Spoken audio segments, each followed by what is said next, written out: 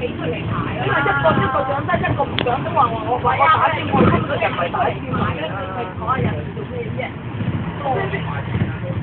咪企喺埋住啊爭！乜你話只要排隊咧就企？我都話嗰個咁你做咗個點啫？而家你做咗個點啫？而家警察佢咯，呢啲真係。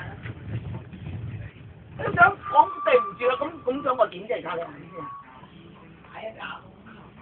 唔係，如果係佢先俾你冇所謂，你唔使話乜嘢。一交身就佢話我打尖啊！你咁話喎？我都睇唔到。我兩姊妹嚟嘅，乜呢度打尖啊？我話。你排隊都唔係應該坐埋邊啦，你係嘛？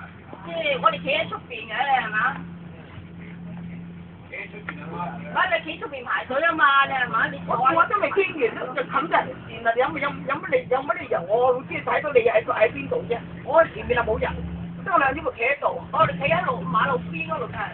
好多人都坐喺嗰度嘅，等架車嚟佢先走。咪咯，你請人哋走出嚟先，你先走出嚟。唔啱啦，又係。咪咯，我見到你企喺度排隊，我哋梗係排俾你上先啦。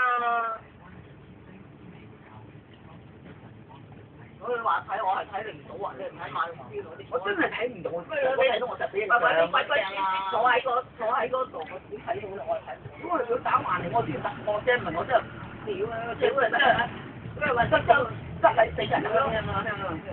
屌啊！行出嚟啦，行出嚟唔屌啊，除你鬧啊！你鬧唔得，大好難啊，真係多。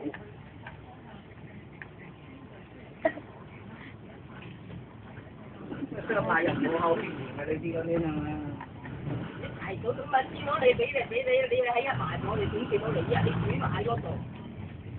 大家見埋呢一區你咁講啊！大家尖叫有時撞到面㗎嘛〜